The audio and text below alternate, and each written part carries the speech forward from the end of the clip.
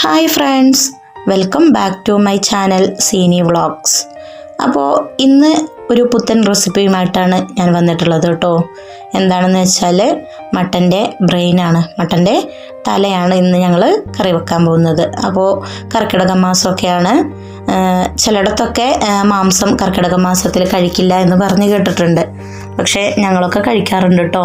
പ്രത്യേകിച്ചും ഈ ആടിൻ്റെ മാംസം, ആടിൻ്റെ തല, അതുപോലെ കാല്, കൈ, കാല്, അങ്ങനെ ഓരോ ഭാഗങ്ങളായിട്ട് കർക്കിടകത്തിൽ കഴിക്കണം എന്ന് പറഞ്ഞ് കേട്ടിട്ടുണ്ട് കേട്ടോ. ഞങ്ങളൊക്കെ കഴിക്കാറുണ്ട്. എത്ര പേര് കഴിക്കും എന്ന് അറിയില്ല. അപ്പോൾ മട്ടൻ എന്ന് വെച്ചാൽ നമ്മൾ ബീഫും പോർക്കും അതൊന്നും കഴിക്കുന്നത് പോലെ അല്ലല്ലോ. ഒരു മരുന്നിൻ്റെ അംശം കൂടിയ ഒരു മാംസമാണ് ഈ മട്ടൻ എന്ന് പറയുന്നത്. അപ്പോൾ ഇന്ന് ഞാൻ വന്നിട്ടുള്ളത് മട്ടൻ്റെ റെസിപ്പിയുമായിട്ടാണ് കേട്ടോ. അപ്പോൾ മട്ടൻ തല എങ്ങനെയാണ് നമുക്ക് വെക്കുന്നതെന്ന് നോക്കാം. മട്ടൻ തല നന്നായിട്ടൊന്ന് കഴുകിയെടുത്തിട്ടുണ്ട്. അതിന് ശേഷം അതിലേക്ക് കുരുമുളക് പൊടി, മഞ്ഞൾപ്പൊടി, ഉപ്പ്, അതിൻ്റെ കൂടെ മല്ലിപ്പൊടി, ഇത്രയും 4 സാധനങ്ങൾ ചേർത്ത് നന്നായി ഒന്ന് മിക്സ് ചെയ്തിട്ടുണ്ട്.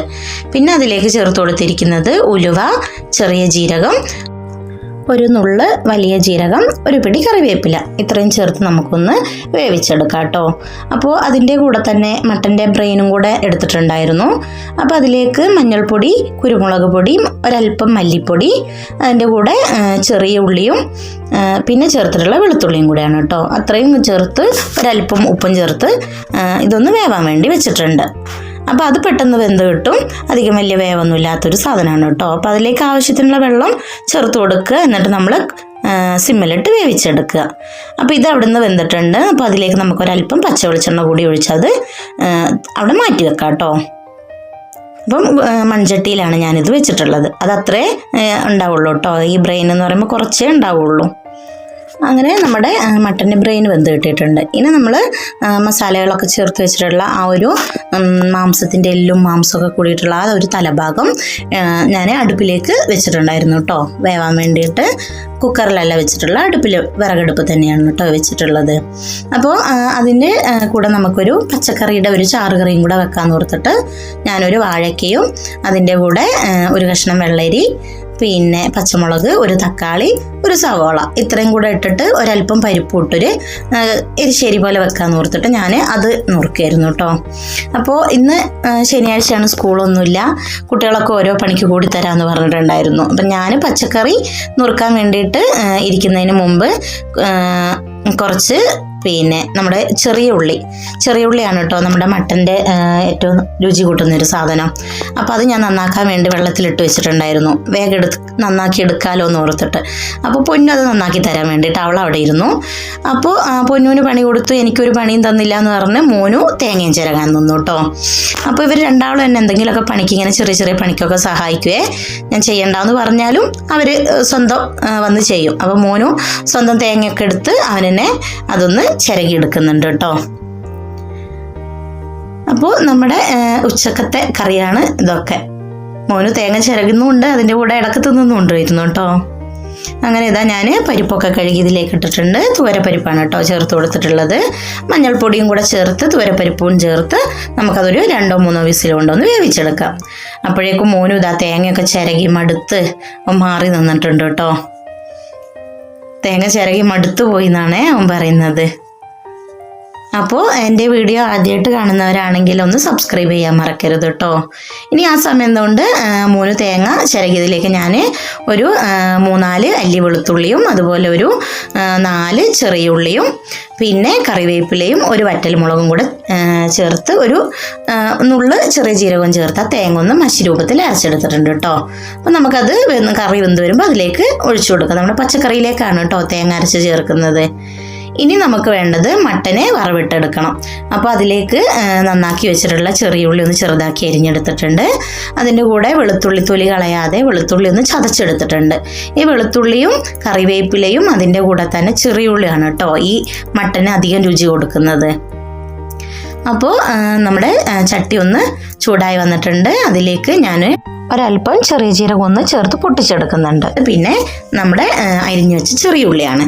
ചെറിയുള്ളിയും വെളുത്തുള്ളിയും കറിവേപ്പിലയും ഇഞ്ചിയും എല്ലാം കൂടെ നമുക്കൊന്ന് മൂപ്പിച്ചെടുക്കാം. ഇപ്പോൾ ഇത് ലാസ്റ്റ് ചേർക്കുന്നതുകൊണ്ട് ഞാൻ മട്ടൻ വേവാൻ വെക്കുമ്പോൾ അതൊന്നും ചേർത്തിട്ടുണ്ടായിരുന്നില്ല കേട്ടോ.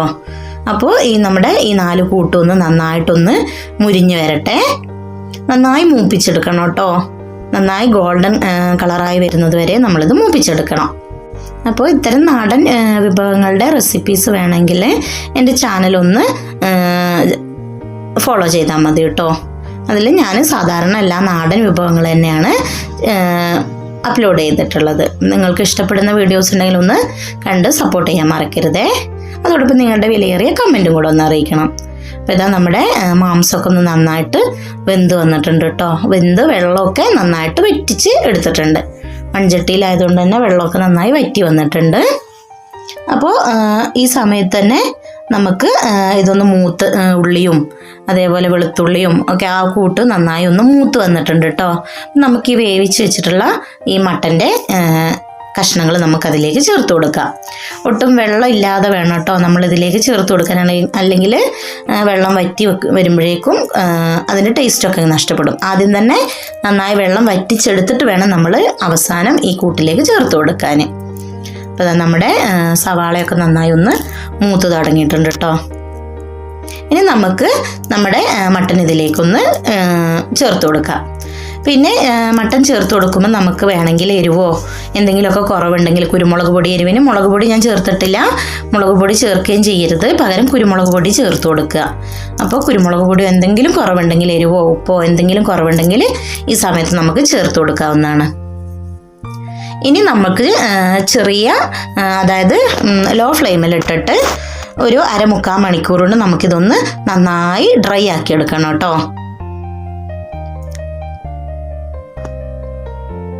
ഒട്ടും ചാറൊന്നും ഇല്ലാതെ വേണം ചെയ്തെടുക്കാൻ വേണ്ടിയിട്ട്. നന്നായി ഡ്രൈ ആക്കാൻ വേണ്ടിയിട്ട് നമുക്ക് തീ സിമ്മിലേക്ക് മാറ്റി വെച്ച് അങ്ങനെ ഇടയ്ക്കൊന്ന് ഇളക്കി കൊടുക്കാം കേട്ടോ. അപ്പോൾ ഇതെല്ലാം ഒന്ന് നന്നായി യോജിപ്പിച്ചിട്ട് ഞാനവിടെ ചെറിയ തീയിലവിടെ വെച്ചിട്ടുണ്ട്. അപ്പോൾ ആ സമയം കൊണ്ട് തന്നെ നമ്മുടെ പച്ചക്കറിയും റെഡി ആയിട്ടുണ്ട്. പിന്നെ കുട്ടികളൊക്കെ കുളിക്കാൻ പോയിരുന്നു കേട്ടോ. കുളിച്ച് വേഗം ചോറൊക്കെ കഴിക്കാൻ. നല്ല മഴയാണ് കേട്ടോ ഇവിടെ, നല്ല കാറ്റും മഴയും ഒക്കെയാണ്, റെഡ് അലേർട്ടും കൂടെയാണ്. അപ്പോൾ ഇതാ നമ്മുടെ മട്ടനൊക്കെ മുരിഞ്ഞ് വന്നിട്ടുണ്ട് കേട്ടോ, മുരിഞ്ഞ് തുടങ്ങിയിട്ടുണ്ട്, ഡ്രൈ ആയി തുടങ്ങിയിട്ടുണ്ട്.